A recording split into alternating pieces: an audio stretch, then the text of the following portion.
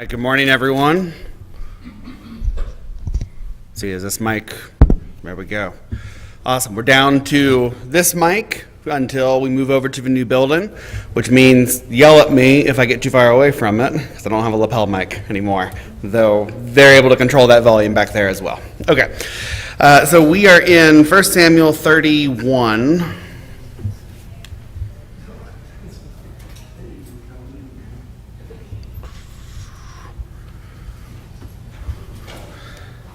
Last week we saw David kind of providentially get bailed out from having to go into battle with the Philistines against Israel. We discussed how he very likely, almost certainly, was going to use that as an opportunity to switch sides and to attack the Philistines after all. But still, there's some problems with seeing David lined up with the Philistines, ready to fight against Israel, knowing what we know, that God is about to bring Saul's life to an end. Is that what you want to still be in people's minds so close to the time for David to be taking power? Probably not. Additionally, we know that Israel needs to lose this battle. Because God's going to use this as a chance for Saul and his sons to be killed. And so if David's in the battle, then is David going to lose too? God does not want that to happen, so providentially David is just removed from this battle entirely, and he has his whole dealings with the Amalekites as he is taking vengeance for what happened there in Ziklag with their wives and sons and daughters being taken captive and the city being burned. After they defeat the Amalekites and restore everything, rescue all the people, and get all the spoils back, David shares these spoils with everyone, even those who were too tired to go on, those who stayed back with the baggage. David establishes as a practice that everyone's going to share the spoils of war alike, that we're not going to split it up based on how far forward you were in the battle, but if you are part of the army, then you are part of the rewards as well.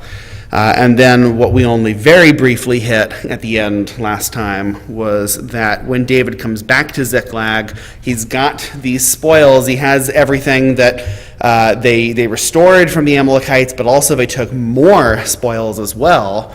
And they were able to, or David used that as an opportunity to send gifts to the elders of Judah. To show them he's still on their side. They should not believe that he is an enemy, even though he's living in the land of the Philistines, even though maybe word is getting around that David is pretending to do this. But they need to know that he really still is on God's side and that he's on the side of Israel. So is there anything else through chapter 30 that you wanted to bring up? Cool. All right, 31. 31 is pretty short, all things considered, and really is just bringing some of these events to a close, because while David's been dealing with the Amalekites and now going back to Ziklag, we kind of left Israel and Philistia there with armies assembled for war. Well, what are they going to do? They are ready to fight against each other. And so we're told that the battle does not go well for Israel, that they fled before the Philistines, they fell slain on Mount Gilboa, and this is where Saul and his sons die. This includes Jonathan as well as Abinadab and Malchishua. But before we actually see Saul die, we first see him gravely wounded. Why does he fear being captured by the Philistines?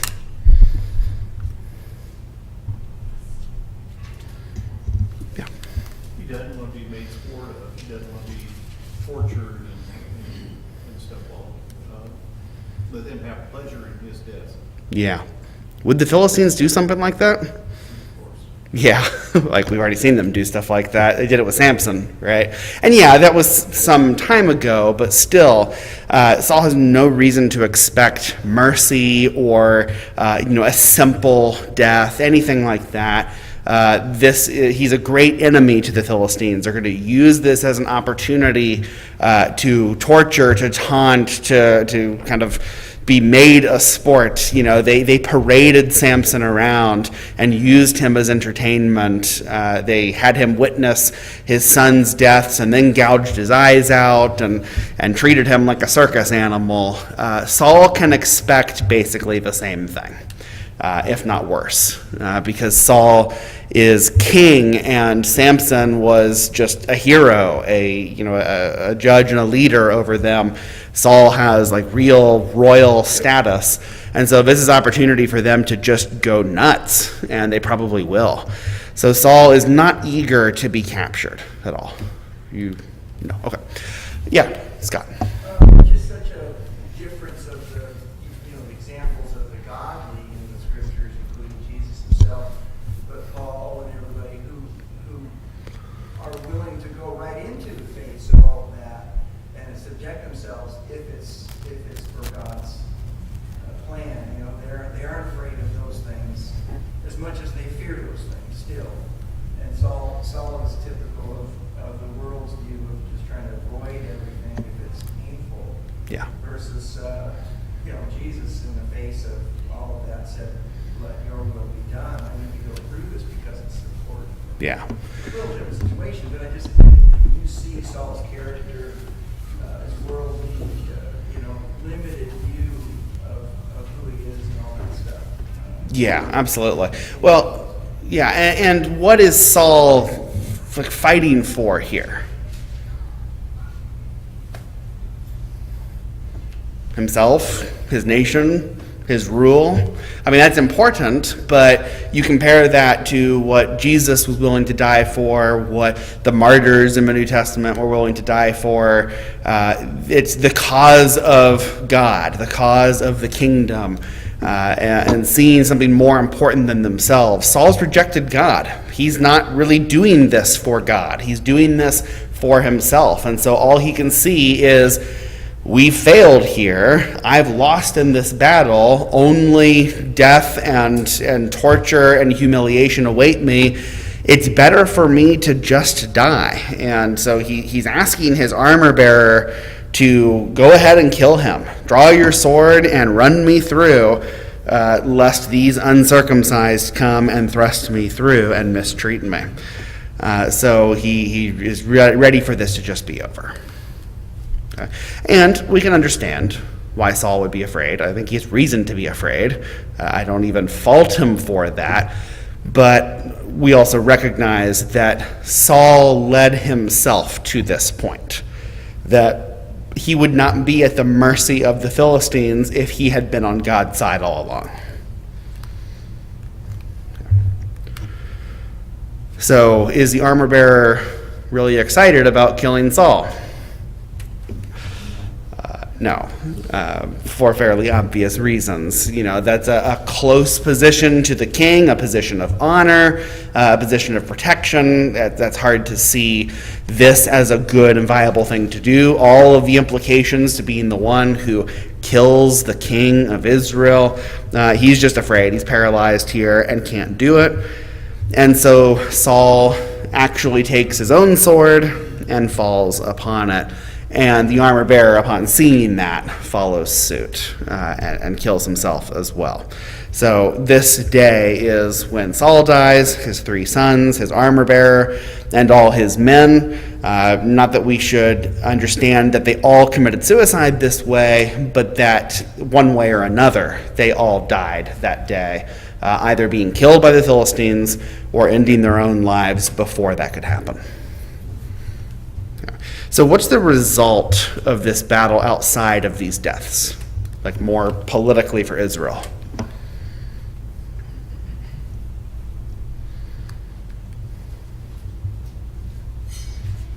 We no longer have a king. Yeah, so we no longer have a king. That's going to create some serious chaos.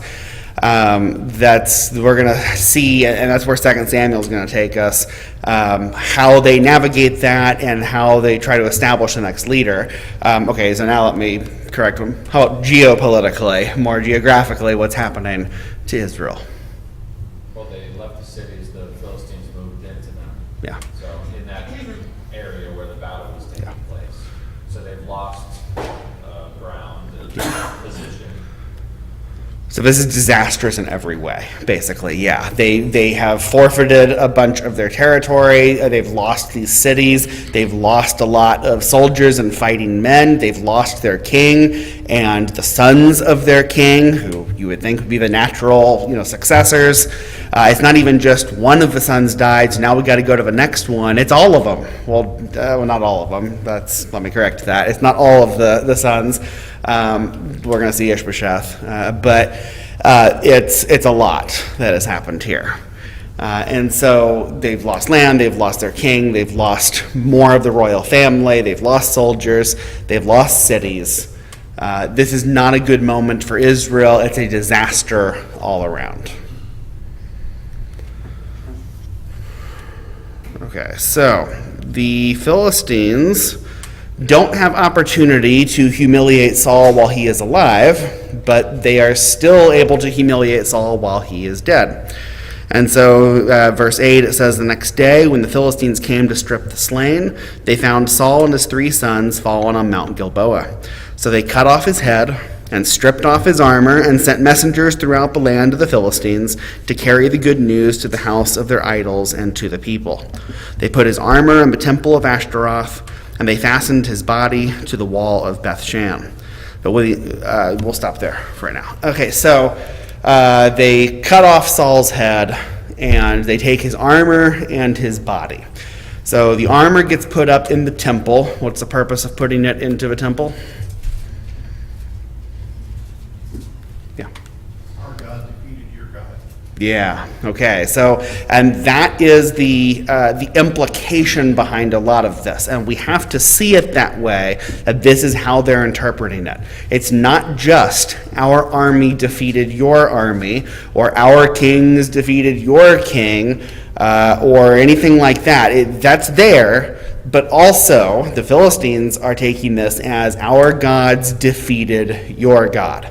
That was a very common way for them to see these battles as also being the gods pitted against each other.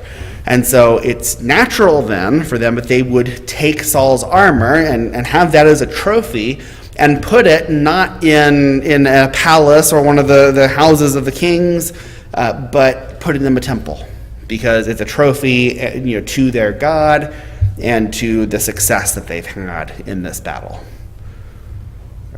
So then what did they do with Saul's body? Hang it on the wall. Hanging on the wall. And they have already cut off his head, and we're not told exactly what, if anything, they did with his head. But they've got his headless body attached to the wall there. That's not exactly a position of honor, right? That he's been humiliated, he's been defeated, and they're going to display his body in this very dishonorable way to mock him and to humiliate Saul and his whole house. Question number 4 asks, why is it fitting that Saul's body is in a temple to a pagan god? His armor? Yeah, so they put his body here. So I think the implication here is that in saying that it's on the wall of Bethshan, but it's on the wall of the temple, really, which I did see that some commentators read it that way. But yeah, let's say even if it's going to be his armor, what's the significance of this? Gary. Saul left the God. He had left God. Yeah. He ended up in a foreign place. Yeah. Okay, so Saul had turned his back on God. He had rejected the one true God, and he no longer got the protection of Yahweh. So should it be much of a surprise when his body is, head's cut off and it's fastened to the wall of Bethshan? Or that his armor is taken and put as a trophy in the temple? He shouldn't expect any kind of reward or safety or victory from God. He's rejected God. And God told him all the way back in chapter 15, because you have rejected me, I have rejected you. And you might think that that means that God is going to immediately take the kingdom from Saul. We've already seen that we've had years go by. And sometimes the passing of years makes people think, well, maybe God changed his mind. Maybe God didn't really mean that. In fact, Saul was still resisting that prophecy, or not prophecy, that promise from God that he had rejected him. Saul still believed that he could hold on to his kingdom and that he could pass it down to his son. But even though years had gone by, God still held true to what he had said. Saul is rejected. He's not going to get an honorable death, and he's not going to get that protection from God.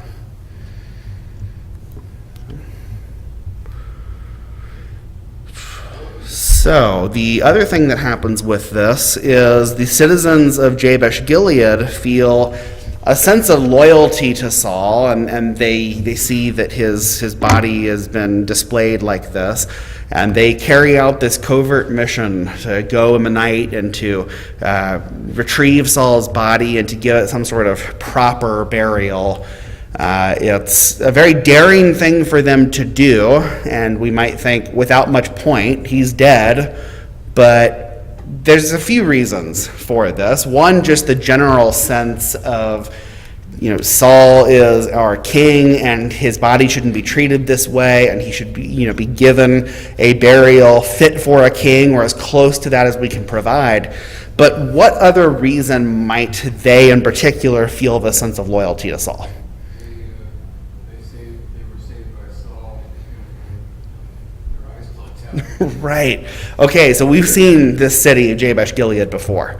That they were the ones who were in trouble back in, I think it's chapter 11, where they were being, laid siege to, and they were going to be conquered and have their eyes gouged out and be humiliated and tortured in this way. And Saul's the one who rallied the people and said, we're going to go save them. And that's like one of the very first things Saul ever did as king, and is maybe his brightest moment in his entire reign. Yet, he couldn't maintain that. So he gets a little bit of honor restored to him, and this is a reminder. You think if Saul had been that kind of king all along, then everyone could have had that kind of loyalty. Excuse me, sorry. Everyone could have had that kind of loyalty toward him. Everyone could have had that kind of devotion to Saul and have it be very justified. And what else could he have accomplished? We see how great that victory was at Jabesh-Gilead. Would Saul have dealt with such a crushing defeat here at Mount Gilboa? I don't think he would have, had he still been on God's side. So he's had some honor restored to him and to his house, but still, this is ultimately a defeat for Saul's house. And it's not going to be too much longer before we see Saul's house dwindle away entirely, as God has promised. Anything else? Yeah, Scott. It's just kind of neat to think of that, the way you put that. It's the one thing that he did that was right, basically, in his reign. And the consequence of that was something, it's the only good thing in this story. That, it's the best thing in this story that happened. So it just shows that, if you want, it doesn't always work this way, but if you want good things to happen to you, you got to think about what you're doing now. Yeah. And spiritually, that fleshes out where, the right things that we do for God get rewarded. Yeah. And the things that we don't bring consequences. Sometimes in this life, and obviously, spiritually, at the end of our life, we'll suffer for the things that we did that were not in God's plan. Not in His wisdom and His guidance. So it's just neat to see things like that play out, and then you see that that's the only good thing that happened, because it's the only good thing that he's done, pretty much. Yeah. Right. Yeah, and it's like it's a message from God, that God is giving one small bit of honor back to Saul for, like, I remember this very good thing you did. And it's almost this like wistful, if only you could have been this all the way through, and a way of memorializing what is good about Saul. He was not a bad man and a bad king start to finish. You know, he is ultimately a failure. He is ultimately one who rejected God, and he needs to be remembered that way. But we did well in the beginning to identify that some of the things he did early on were good, and that he had some successes, he had some victories, because he really was serving God. The Saul of chapter 11 is inspiring. The Saul of chapter 31 is not, and he hasn't been for some time. He was fine until he lost his head. Yeah.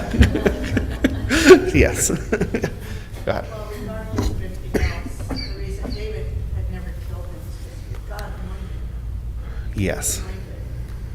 Even though God wasn't with him at this time, to those who understood, as David understood, God had anointed him, he was anointed. Even to this point in time, David considered him that. Yeah. We're going to have considerably more to say about that in chapter 1 of 2 Samuel, because that point becomes extremely important here, and explains a lot of David's reaction, why David hasn't taken the opportunity to kill Saul up to this point when he's had multiple tries.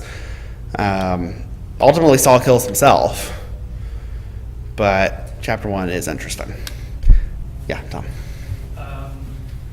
Is there a reason that they burned his body rather than just bury it? Okay, so there is a whole thing with that. It was not common practice for them to burn bodies back then. They felt pretty strongly that you needed to bury bodies, similarly to how we do today, although they had a little bit more of a process that went with that sometimes. Yet it does say that they burned him there and then buried his bones. So the two general takes on that is either it's a slight mistranslation and it means that they burned incense and burned things kind of as part of the process and then buried him, or what I think is more likely, that Saul's body had decayed already to a point that it was not real easy to handle and not real easy to, or imposed a health risk even. And so they had to burn the body out of necessity and then bury what remained. Both explanations are slightly difficult because this breaks the normal practice. But I don't see anything showing that they would be trying to dishonor Saul at all, like burning a body sometimes had implications of, because why go to the bother and the great risk of retrieving Saul's body if you're going to dishonor it? So Steve, yeah, Steve, go ahead.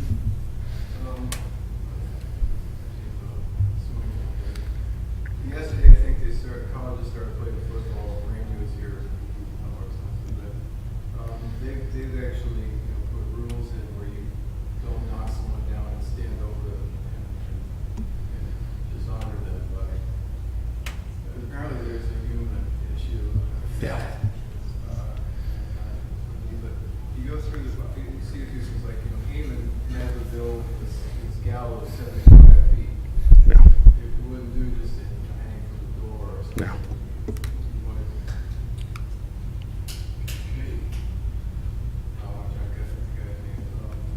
For Mordecai, yeah. Yeah. And then, I suppose Endor was in the Philistine area, the medium that Samuel went, or that Saul went to. Mhm. They Jezebel, when Jehu's arm of militia came and to Israel, the guy's name, they stole the field And Yeah. throw her down, she won't be buried. That was, Yeah. more honorably buried than to be. Yeah, to be just, thrown out into the street, or really they viewed, burning the same kind of way. Passive, Yeah. burn children, and Right. is- Yeah. all that matters is Yeah. They generally viewed that, burial was the honorable way to treat a body, that burning it or just tossing it aside was dishonorable and fit for somebody that you really cared nothing about entirely, and in fact wanted to dishonor. So yeah, I think there had to be some other reason there with Saul and the people of Jabesh Gilead, just because that's very hard to explain why they'd be trying to dishonor him when they've gone and retrieved his body. That seems pretty unlikely to me. It may have just been expediency, as the Philistines were now coming into the territories, and also eliminating the possibility of the Philistines coming in and retaking those bodies. Yes, and that could have been a concern as well of, will the Philistines dig up the bodies and continue on with their mistreatment and mockery that very easily could have continued, so let's take that away here. Betty? reference in my book, which I thought might have some importance, was says that life of Saul's head having been cut off and the mutilation that had taken place, and he thought that the citizens of Jabez killed and burned his body to hide the damage. Yeah, So I think that could be a possibility. yeah, that could be as well. Hiding the damage, just, his body's already, pretty mutilated and unrecognizable. Let's give what honor we can, right? Mark? I think, in my own mind, that Saul did serve a purpose. He Mhm. served God's purpose to begin with, God chosen for a reason. And you brought it out at the beginning, he was chosen the way the people would want a king. We even talked about how the wording wasn't the same as what David, when he was anointed. Yeah. He had a purpose, and it's almost like you see the two contrasts where God says, this is the way you want a king, but this is the way that I want a king. And you really see that in my own mind. That's how I see it. Also,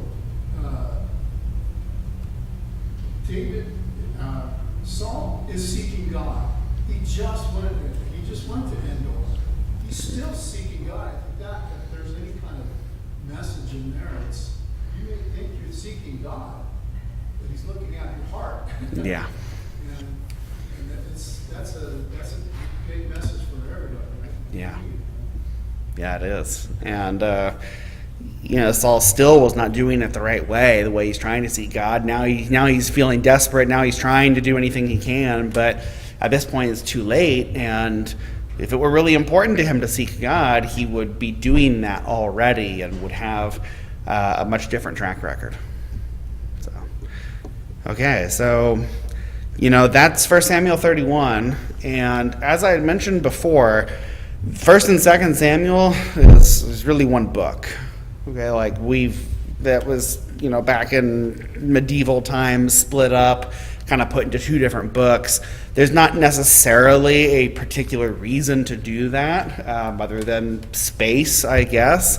But for us, where we have one just flowing right into the other, we need to see it more as a continuous narrative and just continuing on as just the same process continuing. And so that's why it's very natural for us to go on to 2 Samuel and see what's happening. And in fact, the exact place that's split here, it kind of makes sense to have it there with Saul's death. But 2 Samuel begins with David learning this news and his reaction, and there's not really a break in time or a break in the narrative at all in this. So we can definitely just consider 2 Samuel right after. I put in the email, and I'll mention again here, that we're going to probably not use one of the workbooks. They've only kind of been a loose guide for us anyway. So just kind of going on in this, read the chapters that we're going to cover, Be prepared to talk about them. Write down any questions you might have, observations that you want to bring up. We've been going over so much more than what the workbooks have anyway. There's just been a few questions in them. So that's what we'll plan to do. Okay. So 2 Samuel chapter 1. David had gotten back from attacking the Amalekites. He doesn't know how the Philistine battle has gone. But 3 days in Ziklag, and an Amalekite man who's in very rough shape comes to David with this news that Saul and Jonathan are dead. Of course, it's Saul and all three of these sons that are dead, but particularly David cares about Saul and Jonathan, and so this is what is presented to him. So what is the Amalekites' explanation for Saul's and Jonathan's deaths?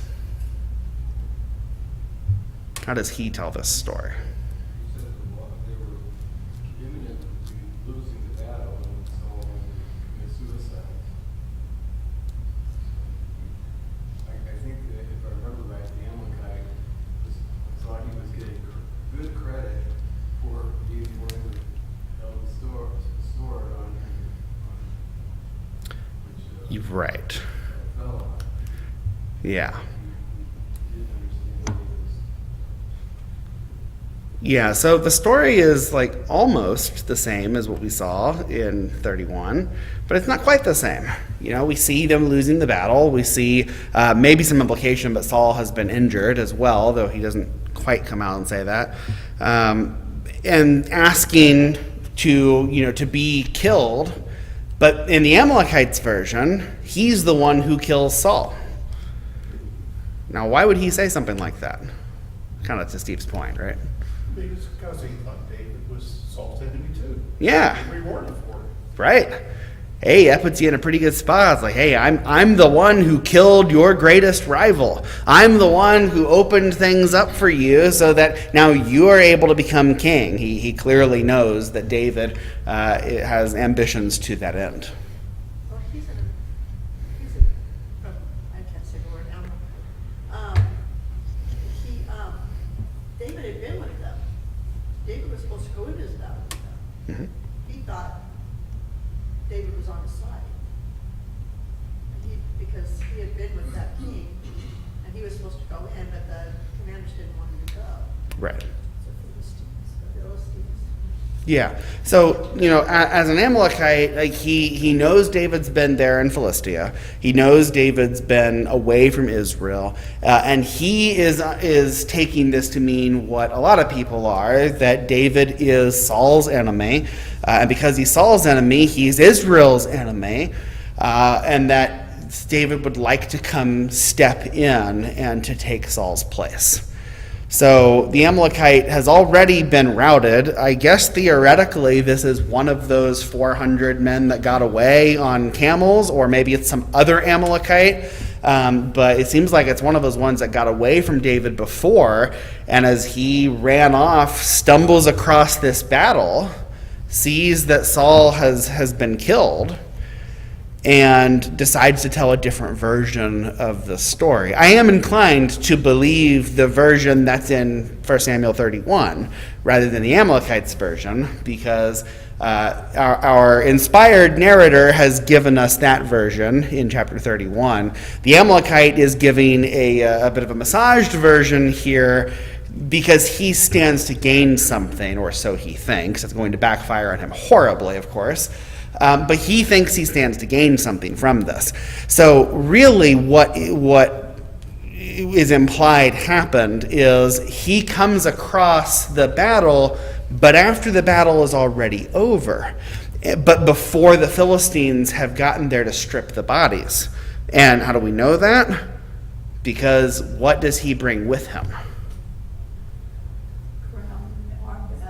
Yeah. The crown and the armband, the armlet. So he's got these things that you would think would be taken as part of the trophies that would be in the temple. They took Saul's armor. But evidently the Amalekite got there first. So the timing on all of this is fairly precise, because there's only one day in between. Saul is killed. kills himself, during the battle, and the very next day the Philistines come and loot the bodies. So in between is where this Amalekite has come in and has taken these things. Well, I'm going to throw something, just a thought question out and stuff, because I'm kind of thinking about myself. Yeah. Could the Amalekite have been a mercenary? Could he have actually been there with Saul to battle, saw what happened, and, fighting with Saul, but it's like, hey, we're losing, I'm getting out of here, because he said that, hey, I was there and stuff. Could he have been a mercenary for the Israelites? Maybe. Hadn't considered that. Almost supposed to wipe out all of them. Right, yes. Came back and here's the kingdom and it's spoiled and was destroyed or something in God's eyes. Yeah, that is right. That's correct. So we know Israel and Amalek have fought before, and we know David just fought with him now. That doesn't necessarily preclude him from being a mercenary. These things could happen. I think I want to say no because of what he says in verse 6, where he says, by chance I happened to be on Mount Gilboa. But he could be massaging that too, right? Because if he's trying to present himself as on David's side, you probably don't want to say you were fighting with Saul on his side. So potentially, I don't know how much that really happened where the Amalekites would fight with Israel. We see them mostly as enemies, so I would need to look a little more into how much that sort of thing actually happened, but it's, at least off of my initial thoughts here, not impossible. It's kind of amazing that he knows the story. He knows that Saul was wounded. He knew that the chariots were coming in. He knew that Saul wanted his life ended. Yeah, he is astonishingly close to the truth. So if he has just stumbled across the body after the battle was over, then somehow he's come up with a story that is almost exactly what happened, just the only detail being changed. So that could lend some credence to this idea that he was actually there in the battle, fighting for Saul, or maybe even fighting for the Philistines. Like, that's not completely impossible, but a little unclear. Yeah, Mark. More likely the Philistines, if that was the case. They were sworn enemies. David just was wiping them out. They were enemies of Israel, and I think your point that he's trying to ingratiate himself to David, thinking he's, I'm gonna be. David's gonna like this. Yeah. Was probably his thinking. Sure. Because the scriptures are full of irony, Yeah. and people thinking one thing, but God having a different kind of plan for them. And this is certainly would apply here that maybe he thought he was going to make David like him because he killed his enemy, Saul. And Yeah. David, of course, is again, he's not that guy. He's the guy thinking, well, what? This is an anointed person of God. Yeah. Yeah, so however the Amalekite got there, I think it's very clear he's trying to ingratiate himself with David. That's pretty obvious. Yeah. I was thinking, back and forth on this. Like, I'm still thinking Yeah. about this stuff. But if he was a mercenary for Israel, it makes more sense that he would be a mercenary for the Philistines if he was a mercenary. Mm-hmm. But if he was a mercenary for Israel, he said he escaped, Right. which means it sounds to me like he was in the battle, but I got away, I barely got away with my life. Yeah. And stuff, so. Yeah. It sounds like he might have been on Israel's side because they were the ones that were losing. Yeah. It does sound like that, and it's hard for me to know if it sounds like that because that's really what he wants David to believe, or because that is true. And it is quite possible. I don't want to strike out that possibility at all, because he does seem to have some pretty good information. Like, he doesn't say, I don't know, if you were coming up with the simplest story about this, you would say, I found Saul dead on the battlefield. He was killed by an arrow or something, and so I took his crown and his armband. But this whole, but I guess even if he wants to make himself the killer, he could have said, I came across Saul wounded and I finished him off.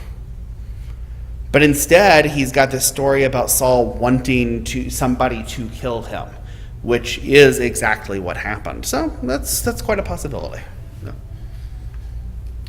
But again, more important than that, more important than the Amalekite himself even, is David's reaction to all this. Like, that's why this story is here for us, because the way David responds to this Amalekite's explanation tells us tons about David and tons about his understanding of what it means to be the Lord's anointed. So what is David's first reaction to this news?